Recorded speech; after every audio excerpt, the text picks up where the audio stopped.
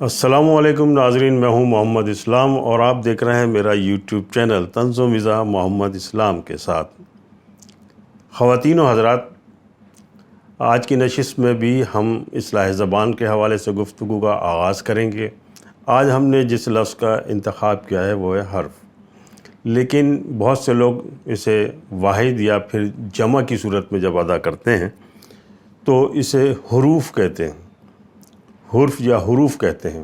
یہ دونوں صورتوں میں غلط ہے۔ یہ درست لفظ ہے حروف یا حرف۔ تو جیسے اپنی عزت پر حرف نہیں آنے دیں گے، آپ نے شاید محاورتاً یہ جملہ سنا ہو، تو بہت سے لوگ اس کو غلط ادا کرتے ہیں، پیش لگا دیتے ہیں۔ ہے کے اوپر پیش نہیں ہے، زبر ہے۔ تو آپ بھی نوٹ فرما لیجئے، درست لفظ حروف ہے، حروف نہیں ہے۔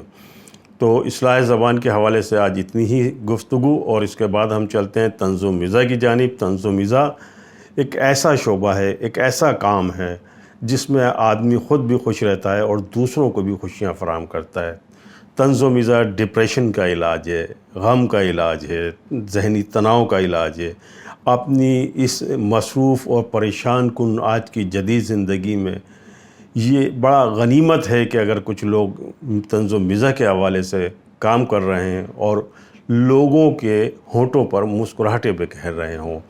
ہم نے بھی اسی سلسلے میں اپنا حصہ ڈالنے کی کوشش کی ہے، اور اس سلسلے میں آج بھی ہم ایک بار پھر آپ کے خدمت میں اپنی طنز و مزاح کی دلچسپ کہانیاں پیش کریں گے۔ یہ کہانیاں عہد حاضر کے جدید تقاضوں کے مطابق لکھی گئی ہیں، جو انتہائی مختصر وقت میں آپ کے چہرے پر مسکراہٹ بکھیر دیتی ہیں۔ تو آئیے ہم چلتے ہیں آج کی 100 لفظی کہانیوں کی جانب۔ آج جو کہانی ہم آپ کی خدمت میں پیش کریں گے اس کا عنوان ہے میچ۔ ورلڈ کپ میں پاکستان اور بھارت کا میچ سنسنی خیز مرحلے میں داخل ہو چکا تھا۔ لوگ پاکستان کی کامیابی کے لیے دعائیں کر رہے تھے۔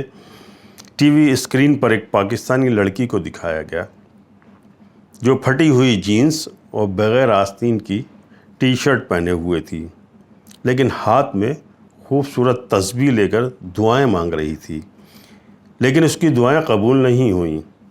پاکستان میچ ہار گیا۔ میں نے قریب بیٹھی ہوئی اپنی اہلیہ سے پوچھا، ایسا کیوں ہوا؟ وہ بولی، قربان اس لڑکی کے ½ کلو مسلمان ہونے پر یہ تو ہونا ہی تھا۔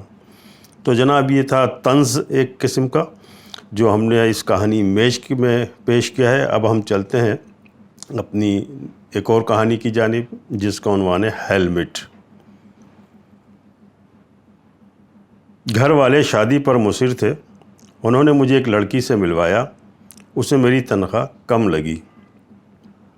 اس نے شادی سے انکار کر دیا۔ گھر والوں نے مجھے ایک لڑکی سے ملوایا، اسے میری تنخواہ کم لگی، اس نے شادی سے انکار کر دیا۔ میں نے کہا، تم غلطی کر رہی ہو، دیکھنا میں اپنی محنت سے چند سال میں کہاں سے کہاں پہنچ جاؤں گا۔ پھر اس کی شادی ہو گئی۔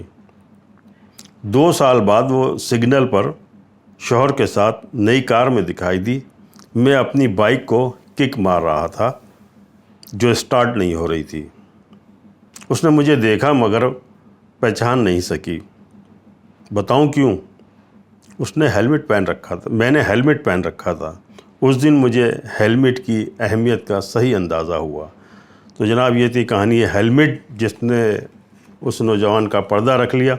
اب ہم چلتے ہیں اپنی ایک اور کہانی کی جانب۔ اس کا عنوان ہے ناکام محبت۔ فرین عبداللہ یونیورسٹی میں میری بہترین دوست تھی۔ ہم ہر وقت ایک دوسرے کے ساتھ رہتے تھے اور مستقبل کے خوبصورت منصوبے بناتے رہتے تھے۔ سب طالب علم ہماری محبت سے بخوبی واقف تھے، لیکن بدقسمتی سے ہماری محبت ناکام ہو گئی۔